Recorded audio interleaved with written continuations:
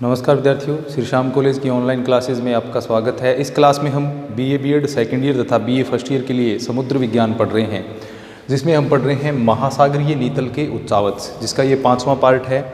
महासागरीय नीतल उच्चावचों में हमने सामान्यतः सभी महासागरों में जो उच्चावच पाए जाते हैं उनके बारे में जो सामान्य बातें थी उनकी देख लिया।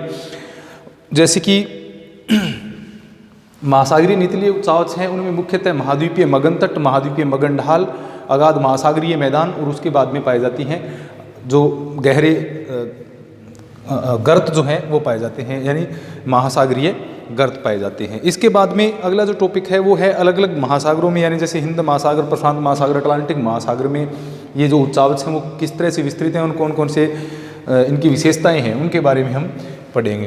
तो सबसे पहले हम पढ़ेंगे अटलांटिक महासागर का नीतल उच्चावच या अंध महासागर का नीतल उच्चावच। अटलांटिक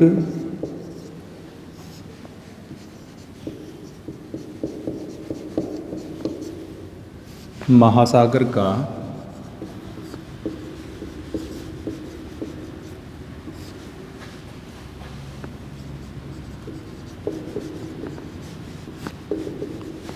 उच्चावच। अटलांटिक महासागर या अंध महासागर भी इसको कहा जाता है। अटलांटिक महासागर की स्थिति की अगर हम बात करें तो ये इसके पश्चिमी भाग में अटलांटिक महासागर के पश्चिम में एक तो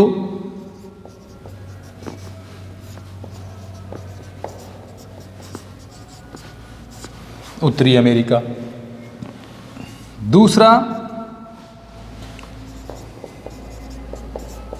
दक्षिणी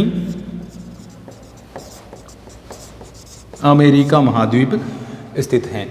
इसके बाद में इसके अगर पूर्वी भाग की हम बात करें, पूर्व में, तो पूर्वी जो भाग है, जो इसका उत्तरी हिस्सा है, उसमें यूरोप, और जो दक्षिणी हिस्सा है वहां पर अफ्रीका महाद्वीप स्थित है। तो ये इन महाद्वीपों के बीच में, ये जो 4 महाद्वीप हैं, इन महाद्वीपों के बीच में एस आकृति में फैला है। एस की आकृति में ये फैला हुआ है। एस की आकृति वाला महासागर कौन सा है? अंध महासागर। तो पश्चिम में उत्तरी अमेरिका और दक्षिणी अमेरिका है, पूर्वी भाग में यूरोप तथा अफ्रीका है। ये 4 महाद्वीपों की स्थिति इसके दोनों दिशाओं में है। इसके उत्तरी भाग की अगर हम बात करें तो उत्तरी भाग है वो जो आर्कटिक महासागर और दूसरा जो अंटार्कटिका तक चला जाता है। अब इसकी जो विस्तार की हम बात करें, ये स्थिति हो गई। इसके बाद में क्या है? अटलांटिक महासागर का विस्तार। तो अटलांटिक महासागर है वो लगभग 8.2 करोड़ वर्ग किलोमीटर में फैला हुआ है। 820 लाख वर्ग किलोमीटर या 8.2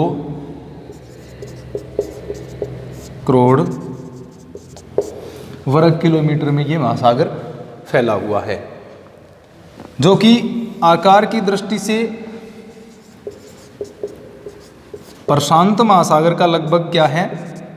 आधा है, आधा भाग इसको हम कह सकते हैं। और जो समस्त विश्व के अगर क्षेत्रफल की बात करें तो ये कितना है? 1/6 समस्त विश्व का ये भाग रखता है। तो आकार की दृष्टि से प्रशांत महासागर का लगभग ये क्या है? आधा है। 8.2 करोड़ वर्ग किलोमीटर क्षेत्रफल में ये फैला हुआ है। अब इसका आकार है वो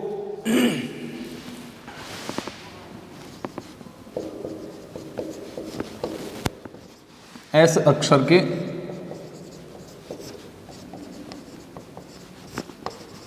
समान है। ये सामान्य स्थिति आकार हमने देख लिया।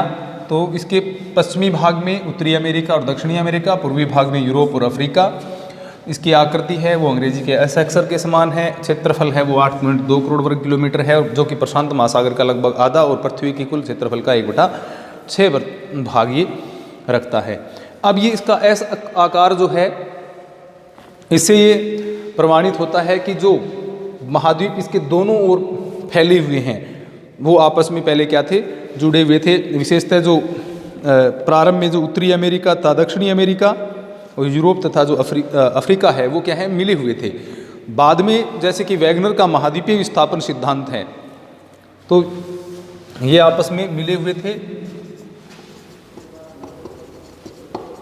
महाद्वीपीय विस्थापन, वैगनर्स कॉन्टिनेंटल ड्रिफ्ट जो थियरी है उसके अकॉर्डिंग ये क्या है, आपस में अलग हुए हैं, जिसके कारण इसकी आकृति है वो किसके समान बन गई, अंग्रेजी के एस अक्षर के समान है। वो महाद्वीपीय विस्थापन के कारण ऐसा हुआ है, ऐसा माना जाता है। तो बाद में जो महाद्वीपीय प्रवाह के कारण उत्तरी अमेरिका था, दक्षिणी अमेरिका है वो पश्चिम की ओर प्रवाहित हो गई, जिससे क्या अंध महासागर का निर्माण हुआ है, ऐसा माना गया है।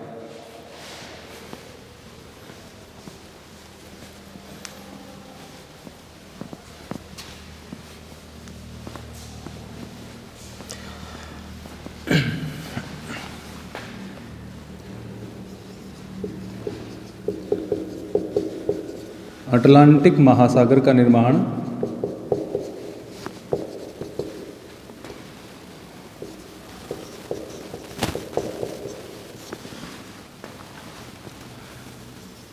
उत्तरी अमेरिका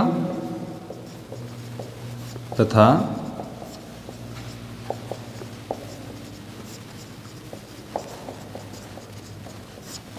दक्षिण अमेरिका के पश्चिमी प्रवाह के कारण माना जाता है। यानी अटलांटिक महासागर किससे बना कि उत्तरी अमेरिका महाद्वीप और दक्षिणी अमेरिका महाद्वीप है वो पश्चिम की ओर विस्थापित हो गए, विस्थापन उनका हो गया, जिसके कारण क्या है, एस आकार की आकृति या एस अक्षर के समान जो अटलांटिक महासागर है उसकी उत्पत्ति हुई। तो ये इसकी उत्पत्ति के बारे में महाद्वीपीय विस्थापन सिद्धांत से संबंधित इसकी उत्पत्ति मानी जाती है। ये जो महासागर है ये दक्षिण में सर्वाधिक चौड़ा है, उसके बाद में भूमध्य रेखा के पास इसकी चौड़ाई कम हो जाती है, उत्तर में ये पुनः चौड़ा हो जाता है।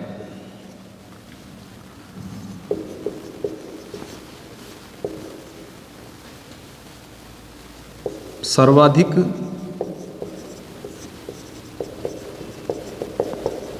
चौड़ाई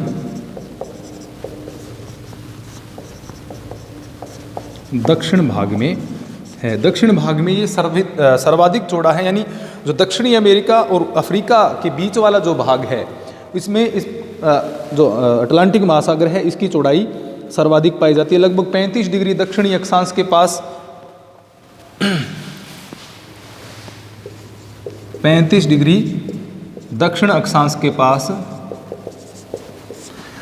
इसकी पूर्व से पश्चिम जो चौड़ाई है वो कितनी हो जाती है, 5920 किलोमीटर के आसपास इसकी चौड़ाई हो जाती है। यानी दक्षिण भाग में ये सर्वाधिक चौड़ा है।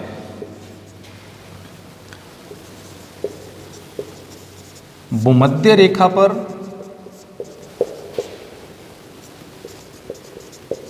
इसकी चौड़ाई न्यूनतम है। तो भूमध्य रेखा के पास जो अटलांटिक महासागर है वो कम चौड़ा है, यानी संकरा हो जाता है। इसी कारण क्या है, इसकी आकृति है वो एस अक्षर के समान बनती है। तो भूमध्य रेखा के निकट ये संकरा हो जाता है।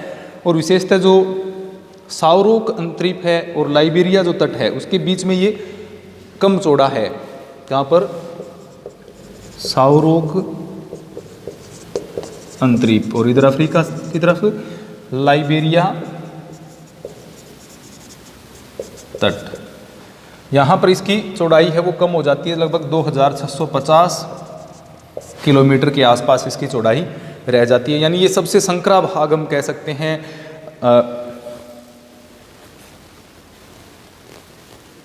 साउरोक अंतरीप और लाइबेरिया तट के बीच में चौड़ाई इसकी कम हो जाती है। ये लगभग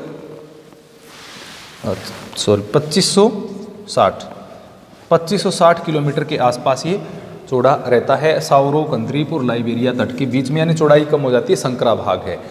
उत्तर की तरफ यानी जो उत्तरी अमेरिका और यूरोप के बीच का जो भाग है वहाँ पर इसकी चौड़ाई क्या है, पुनः बढ़ जाती है।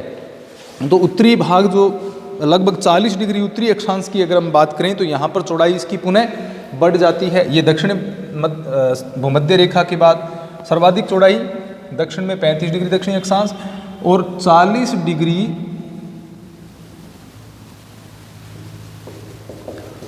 उत्तरी अक्षांश के पास इसकी चौड़ाई है वो पुनः बढ़ जाती है, लगभग 4800 किलोमीटर के आसपास हो जाती है। तो इस प्रकार से उत्तरी भाग में 40 डिग्री उत्तरी अक्षांश के आसपास ये लगभग 4800 किलोमीटर चौड़ा है।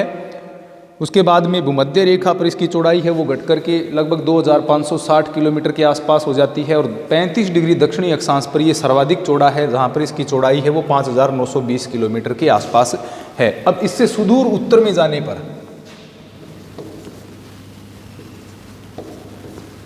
सुदूर उत्तर में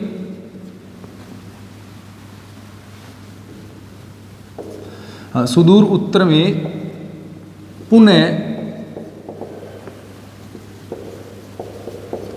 संकरा हो जाता है।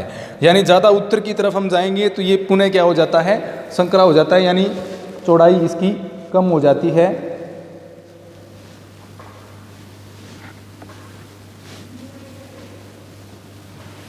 अब जैसे जो सबसे उत्तरी जो भाग है वहाँ पर ये संकरा होगा और यहाँ से ये आर्कटिक सागर के साथ इसका जुड़ाव हो जाता है, जैसे कि नॉर्वेजियन सागर है। यानी इसके कुछ भाग जैसे उत्तरी भाग में जाने पर नॉर्वेजियन सागर और